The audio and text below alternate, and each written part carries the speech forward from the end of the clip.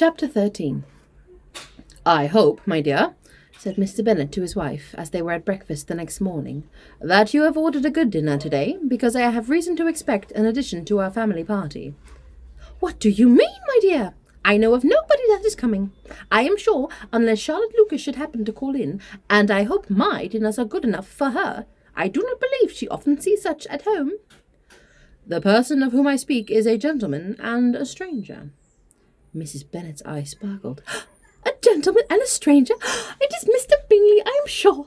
Why, Jane never dropped a word of this, you sly thing. Well, I am sure I shall be extremely glad to see Mr. Bingley. But, good Lord, how unlucky! There is not a bit of fish to be got today. Lydia, my love, ring the bell. I must speak to Hill this moment."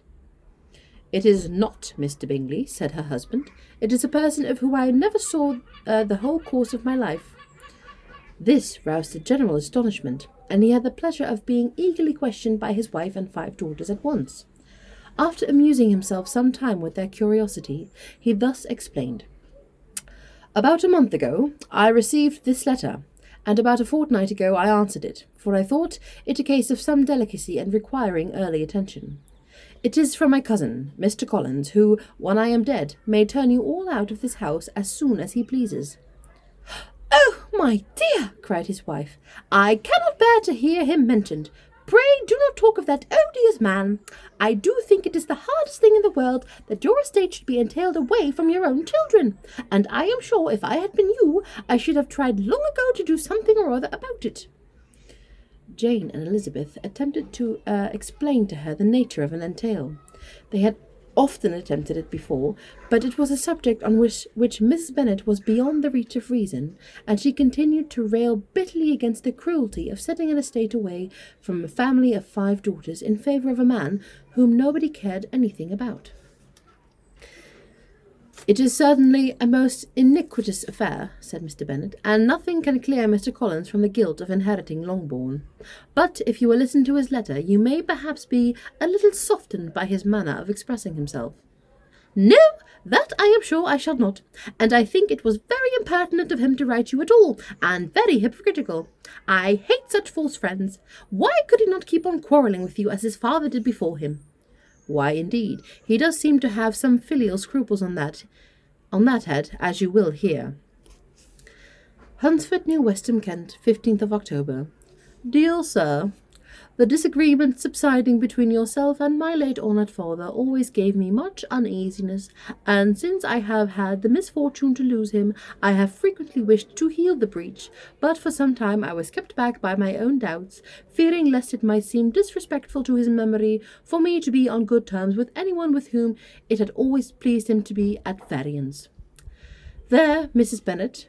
My mind, however, is now made up on the subject, for having received ordination at Easter, I have been so fortunate as to be distinguished by the patronage of the Right Honourable Lady Catherine de Bourgh, widow of Sir Lewis de Bourgh, whose bounty and beneficence have preferred me to the valuable rectory of this parish, where it shall be my earnest endeavour to demean myself with great respect towards her ladyship, and be ever ready to perform those rites and ceremonies which are instituted by the Church of England.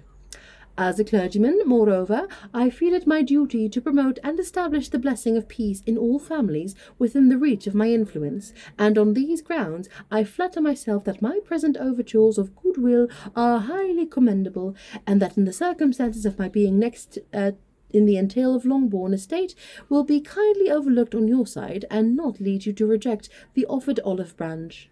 I cannot be otherwise than concerned at being the means of injuring your amiable daughters, and I beg to leave to apologize for it, as well as to assure you of my readiness to make them every possible amends. But of this hereafter. If you should have no objection to receive me into your house, I propose myself the satisfaction of waiting on you and your family Monday, November 18th by 4 o'clock, and shall probably trespass on your hospitality till the Saturday se'nnight following, which I can do without any inconvenience, as Lady Catherine is far from objecting to my occasional absence on a Sunday, provided that some other clergyman is engaged to do the duty of the day. I remain, dear sir, with respectful compliments to your lady and daughters, your well-wisher and friend, William Collins. At 4 o'clock, therefore, we may expect this peacemaking gentleman, said Mr. Bennet, as he folded up the letter.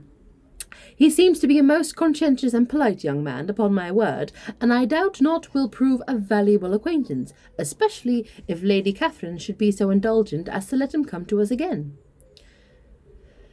There is some sense in what he says about the girls, however, and if he is disposed to make them any amends, I shall not be the person to discourage him.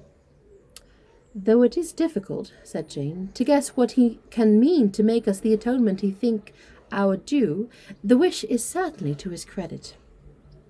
Elizabeth was chiefly struck by his extraordinary deference for Lady Catherine, and his kind intention of christening, marrying, and burying his patronesses wherever it was required. He must be an oddity, I think, she said.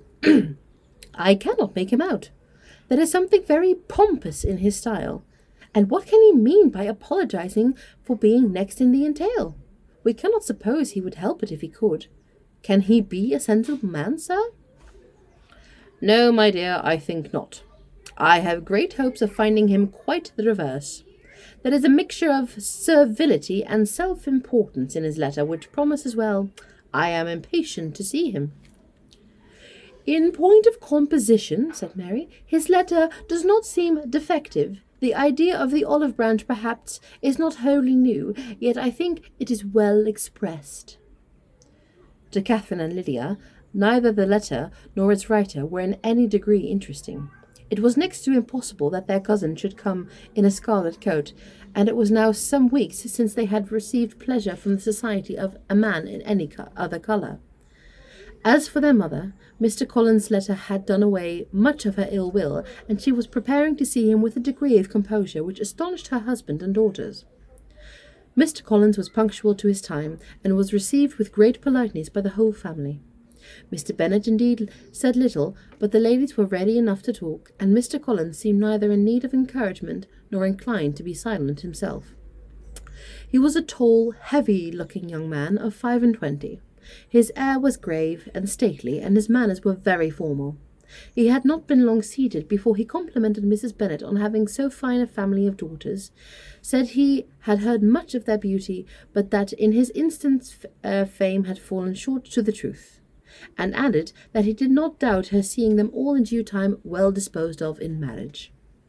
This gallantry was not much to the taste of some of its hearers.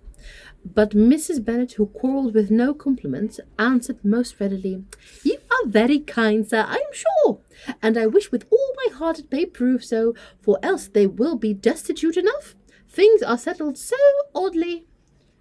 "You allude, perhaps, to the entail of this estate?" "Ah, sir, I do indeed. It is a grievous affair for my poor girls, you must confess. Not that I mean to find fault with you, for such things I know are all chance in this world.